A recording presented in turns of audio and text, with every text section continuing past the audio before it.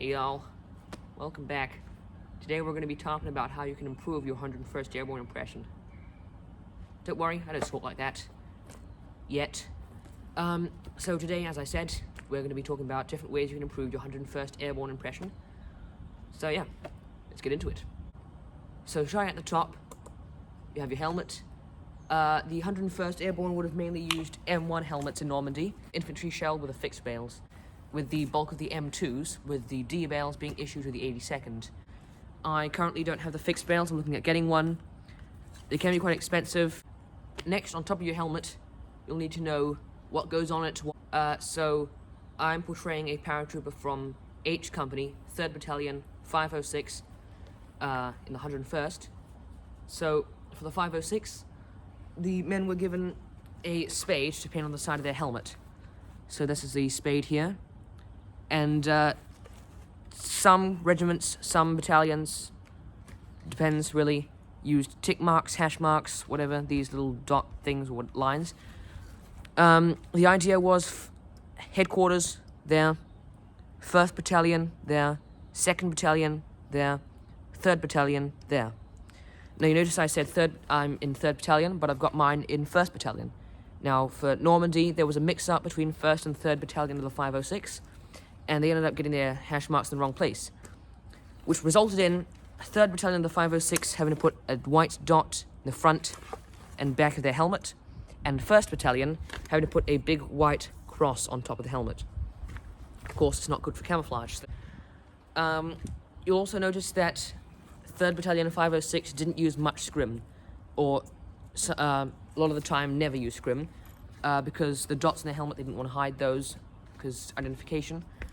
So yeah, 3rd Battalion 506, don't use too much scrim. If you're 502, however, use all the scrim you have. Next, around here I have a white scarf. This is a identifying marker. So 3rd Battalion 506 had a white scarf to identify them when they jump in the drop zone, similar to 502, where they had a white cord for 1st Battalion on the right, 2nd Battalion on the left, and 3rd Battalion around the neck. Same idea. Most guys, once they landed, took these off because they're quite annoying. It's a big, thick white thing around your neck. So that would have gone by D-Day, D-Day +1 at the most.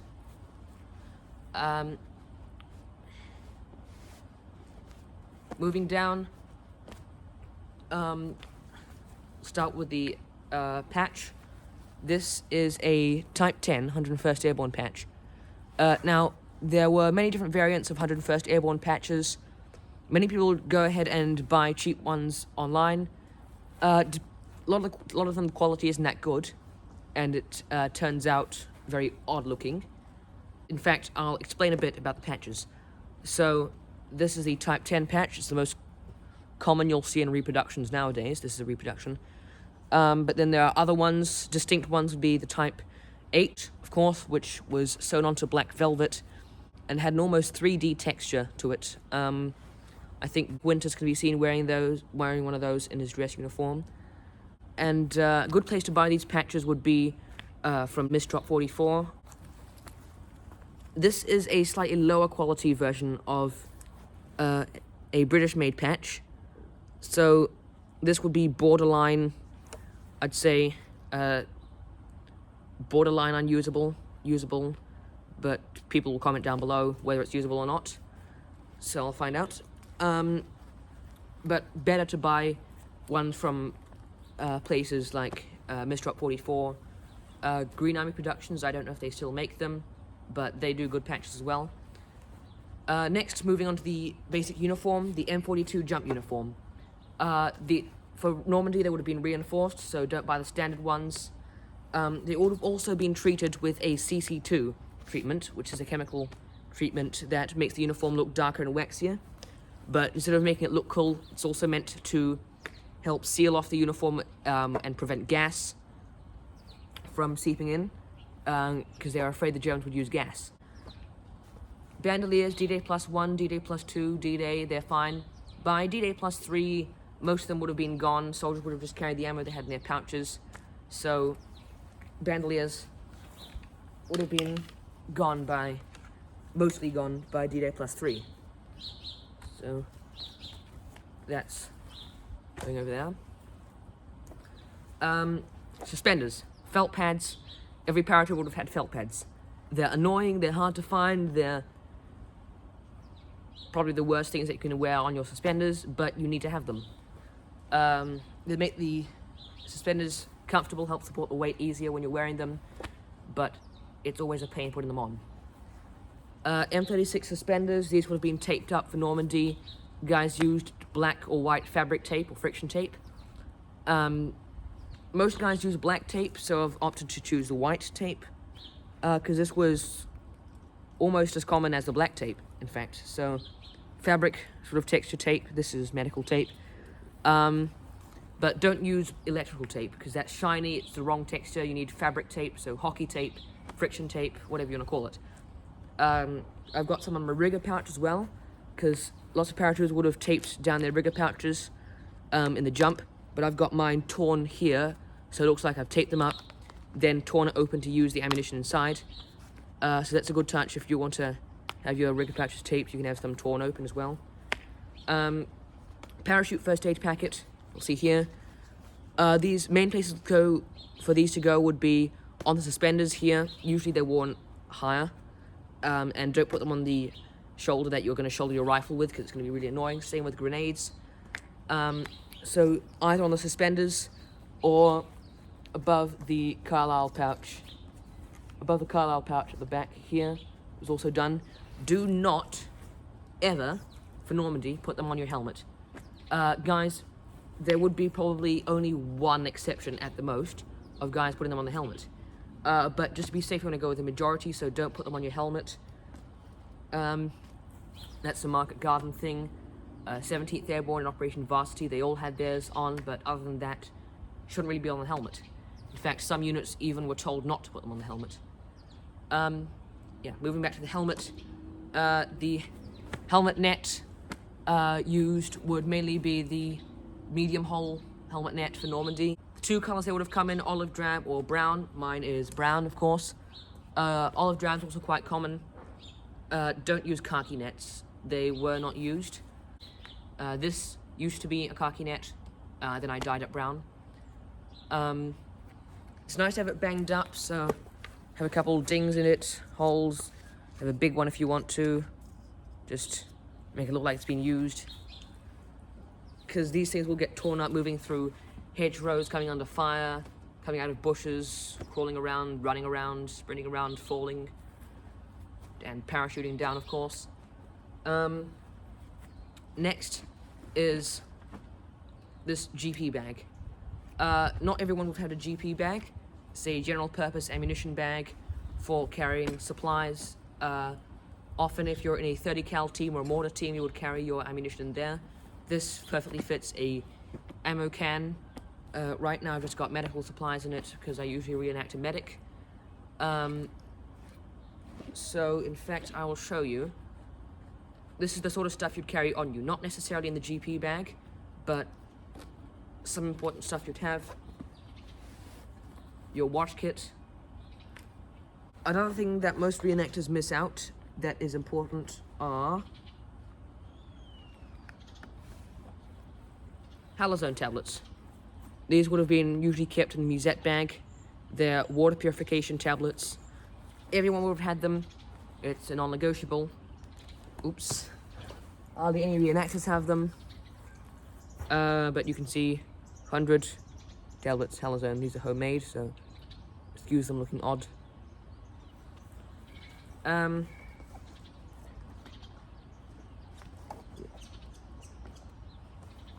That's the sort of stuff you'd carry, personal items in your musette bag. Pocket litter, letters, souvenirs, all sorts of things I've got. What have I got in there? Toilet paper.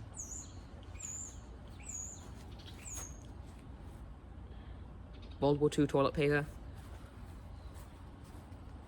Just personal items, stuff you'd carry around your pockets. Maybe a Jeep camp if you wanted to.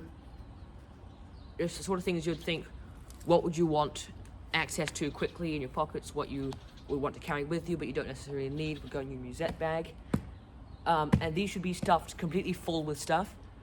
You don't want to have them empty, flat. Same with the pockets. You want to have them quite full. You don't want to have them empty or flat.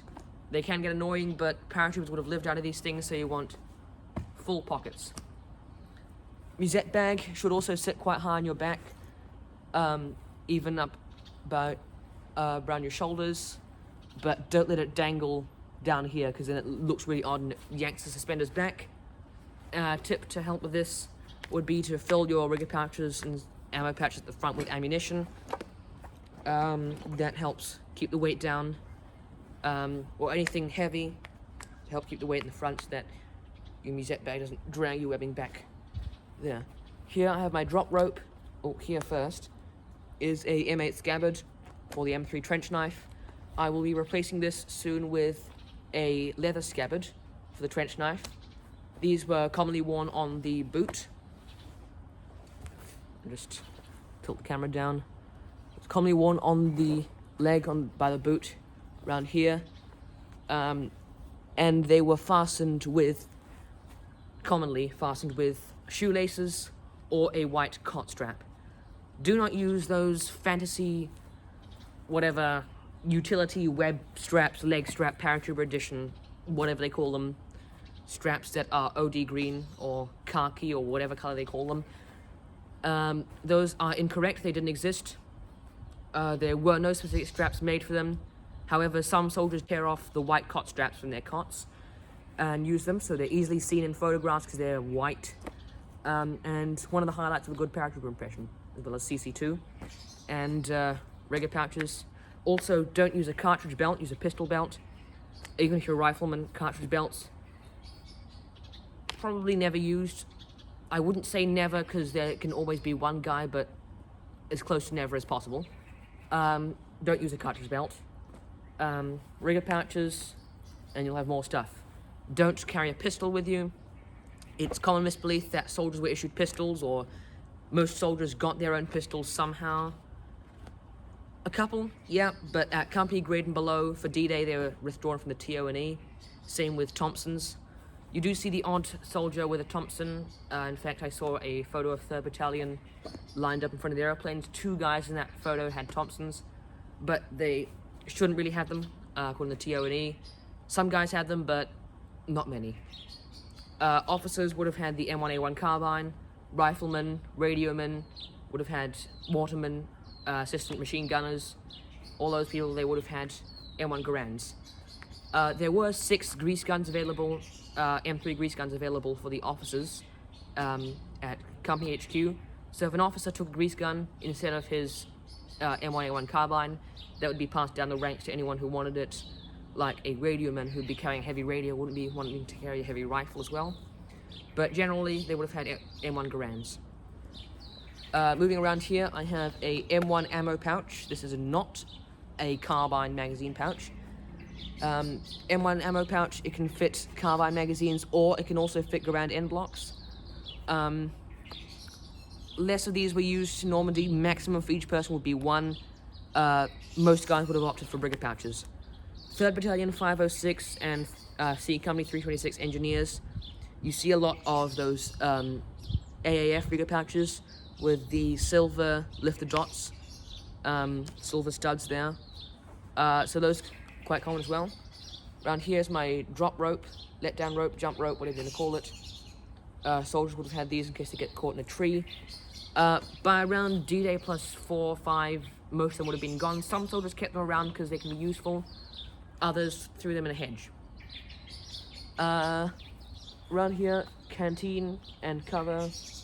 That's original transitional one. You can see it's got the light sewing on it.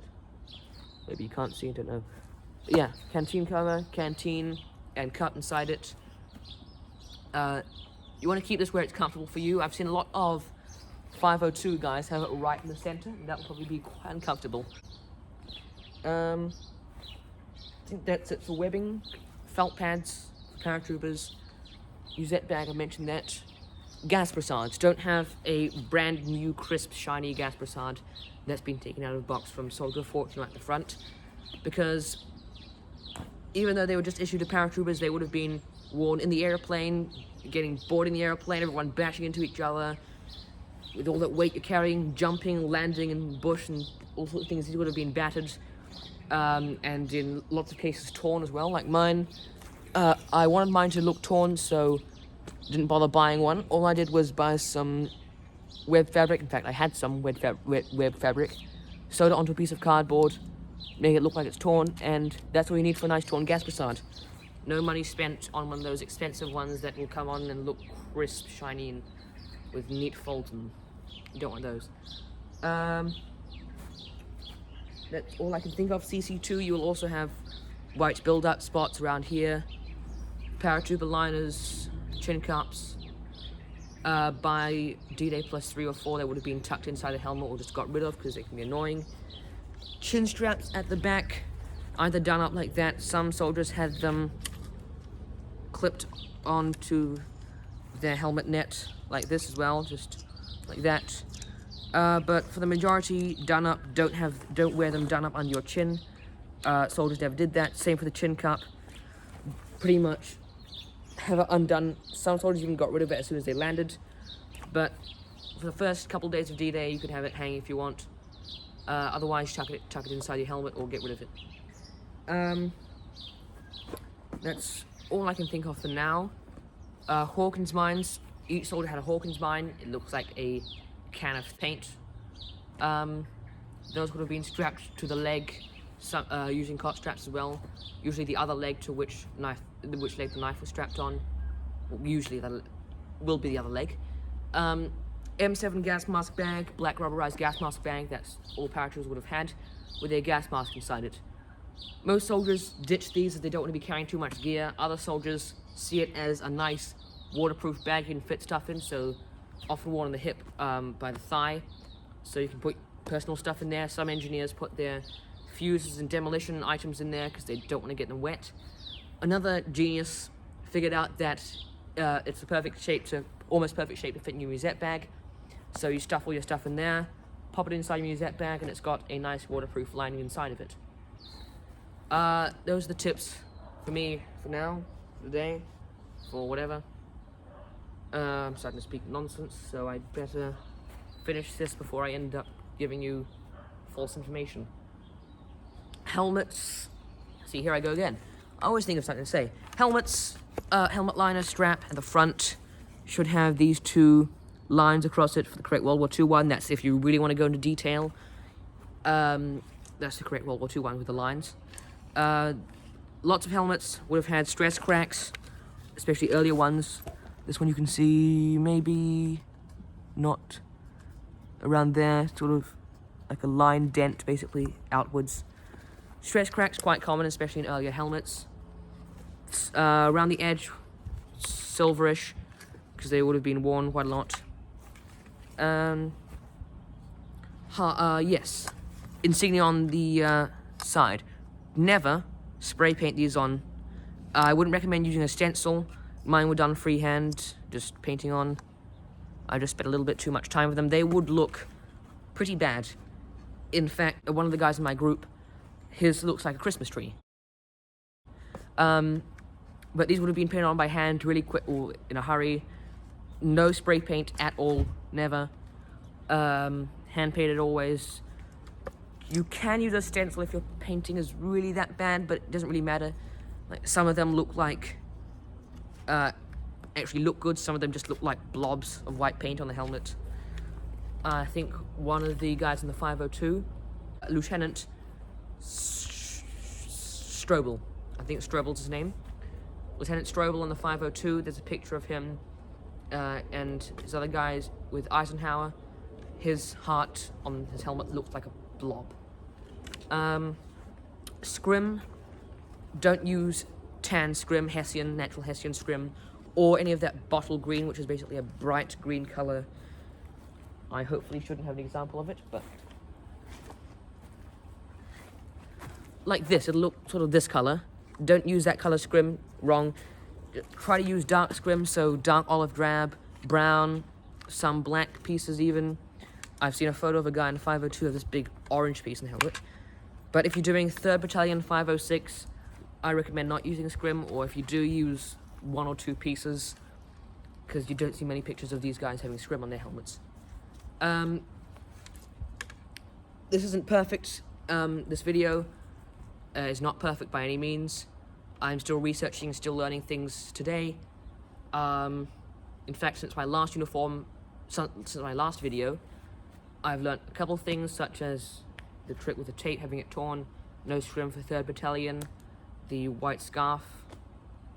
But yeah, hope this helps make your uniform better. If you want to CC2 your uniform, what I used was dubbing. It's basically a shoe wax. Not even coating with a brush. Took me about 2 days to do this entire thing. Just brush. But it's worth it. If not, you can also use decking oil. That works well as well. It's much easier process. You just dunk your uniform in, take it out, hang it, let it dry. It's much easier. So dubbing, decking oil, auto wax also works. They all work, yeah. Wool shirt inside, do not use a white t-shirt. They were only private purchase, hardly anyone had them, so best not to wear them at all. Everyone had a wool shirt inside their uniform. It can get hot, but you're here to portray history accurately, not to be comfortable in the climate. So, yeah, wool shirt.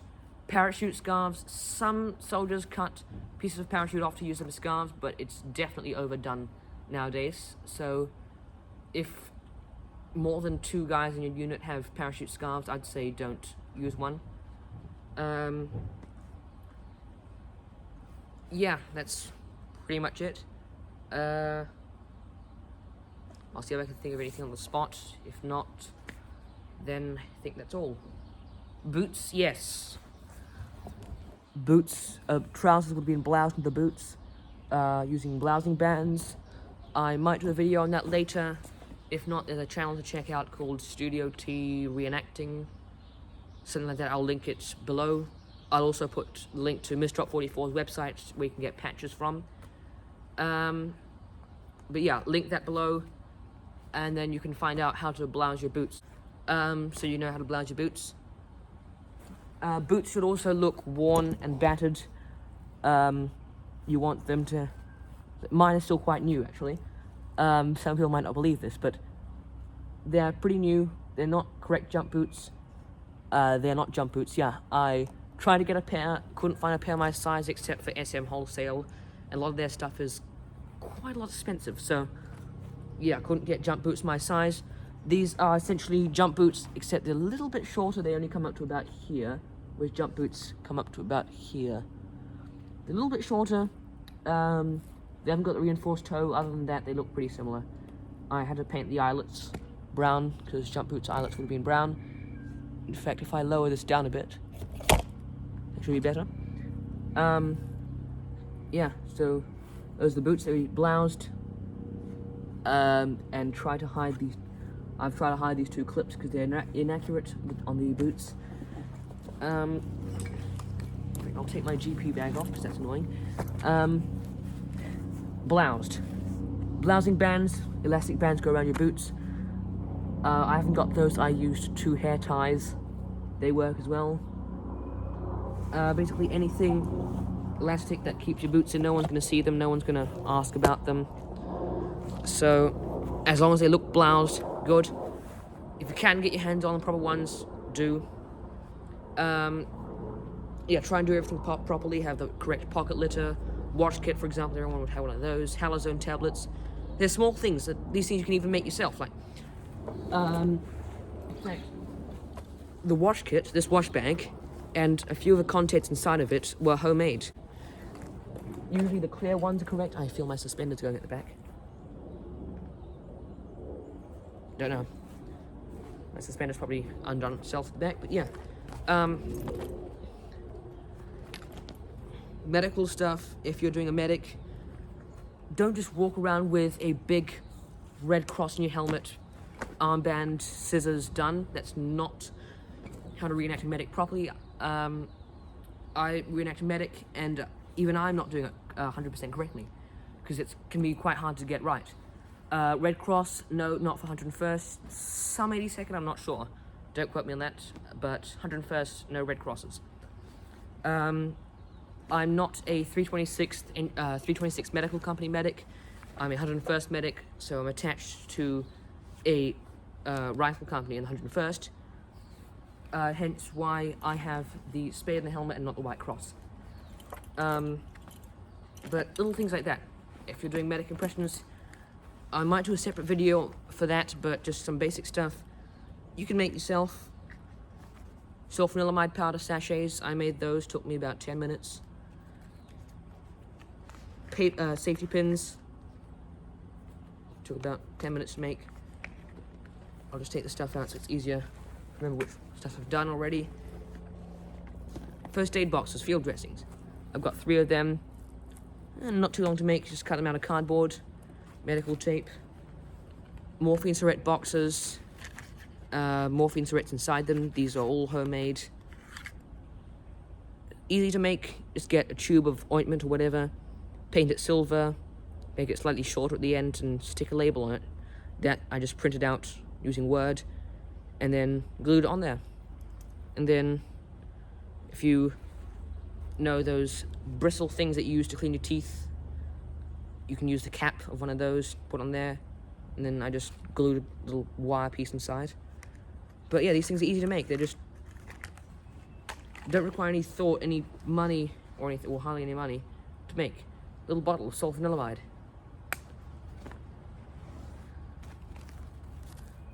First aid boxes, first aid dressings. Gauze bandages. More gauze bandages. Medical armband. There's an original one. They're cheap. I got this for $5. Insect repellent. Not necessarily in the European theater, but definitely in the Pacific. I bought this for reenacting US Marines. So, yeah, it's a nice original bottle of insect repellent that's been unopened. The seal is still intact. First aid, Carlisle first aid box with stuff inside it. Wound tablets bottle. I've yet to make a wound tablets thing, sachet, whatever you call it, envelope. Band-aid box. See, all these things, they're easy to make yourself, homemade stuff. And yet, hardly anyone does it, because who knows why. Even the toilet paper I had in here somewhere. Even this is homemade. It's easy. Just print onto paper, and then coffee and tea or whatever. This is the stuff that I use to CC2 my uniform, in fact. Oh, that's not good. But yeah, this is what I use to CC2 my uniform. Dubbin, 2 brands. I used about 3 tins, all 3 different brands for my uniform. And they all work well together, just create a mix of smell. In fact, they don't smell anymore now. And I only did CC2 about a month ago. Don't know. But yeah, it really makes a difference to your uniform. CC2ing it makes it look like you actually know what you're doing. It's a huge difference of having a nice, new, crisp, clean uniform, having all the stuff just new, and having this CC2'd and weathered, and show you my musette bag. That has been tea, coffee, bit of dirt, just lots of use, basically. The best way to age something is just to use it a lot. If you really want to speed up the process, yeah, things work. Scissors on the helmet net. Dye the helmet net brown. If it's a khaki net, dye it green, olive drab. Don't dye it bottle green, don't dye it the wrong color. Gas prasad, make it look all scrunched up or even torn like mine. Couple other things you'll have in there. Don't drag a shelter half along with you, because that's going to take up way too much space. Don't fill up the whole thing with K rations either, because you can fit lots of K rations in there, but do you really want to be carrying 3 days worth of K rations as shown on screen now? Because 3 days of K rations is 9 boxes, and you don't want to be carrying 9 whole boxes of food in your bag, because you've got plenty of other things you can carry. So 1 K ration box in the bag. Raincoat, you want to have a raincoat in there as well. Couple other things. Flashlight, not everyone had them. Other things to improve your impression. Wrist compass. And it can be a little confusing, but this is a revolutionary discovery that a wrist compass actually goes in your wrist. Who would have guessed? Because lots of reenactors put them on their pockets and have them all sorts of weird places. It's a wrist compass that goes in your wrist. Hawkins mine, leg, knife on the leg in a leather scabbard. Do not use a super duper fantasy paratrooper equipment webbing leg utility knife strap whatever thing, because they're wrong. Use a white cot strap or a shoelace, or both. White cot straps, you can buy them from Stand in the Door. I'll put the link for that down below as well. Bandoliers, World War II bandolier. Okay, nice OD3 color. No, have it full, don't have it flat. Looks odd when it's flat. This is full, that there's rubber bullets you buy at the $2 shop for costumes. But don't have them flat because they look wrong, completely wrong. But yeah, bandolier. Don't get those reproduction ones or post-war ones because they've got OD7, they've got stencils on them. Yeah. Lots of guys tied them up at the back to make them shorter. Safety pins also work. Anything you want. Jump boots, have them nice and worn. I did mine with sandpaper because I am an idiot, but they work. They look worn. And they would have been battered and used. Paratroopers had 2 pairs, 1 pair with their dress pairs. Those were the ones that were polished. Do not polish these ones. These ones were the absolute battered ones they used in training. The polished ones, nice shiny polished, were the dress uniform ones, not in combat. So that's to clear up some misconceptions about people thinking that they would have been highly polished. Webbing, don't buy cheap reproduction Chinese ones because they're yellow, they're the wrong color. My musette bag is wrong, in fact, because it is yellow. That's why I dirtied it up so much to camouflage the yellow color. It still looks bad, so I will get around to 2 things, either dunking it in decking oil or just getting another one. But who knows, yeah. It's just things like that, simple. Don't have things empty, don't have flat empty pockets, don't have empty rigger pouches because they look so miserable. If you can fill them up with the right stuff, you can, but if not, mine's got a block of wood inside it. But if you can get the right stuff, you can put the right stuff in it, do that. These can fit, I think, 4 or 5 end blocks. I think 4 end blocks, 5 carbine mags, or 2 Mark II frag grenades. Just simple things, basic stuff. If you're an M1 Garand gunner, don't forget your bayonet. Almost everyone forgets the bayonet. Now, something I didn't mention was my entrenching tool. I don't have it on me right now. I had an M1910 shovel. The cover is torn, basically the half torn, so if I put it on, run around with it for about 10 minutes, then all it's going to be left is a belt hanger and a tab sticking off it. So, entrenching tools. Each squad, 8 guys had a shovel, mostly M43, a couple M1910s, so 8 guys in the squad had a shovel. 1 guy had an axe. 1 guy had a pickmatic. I'm going to get a pickmatic because hardly anyone has them. And so, you either get a shovel, an axe, or a pickmatic. 8 guys for a shovel, 1 guy for an axe, 1 guy for a pickmatic. On top of that, 1 in 25 guys had wire cutters.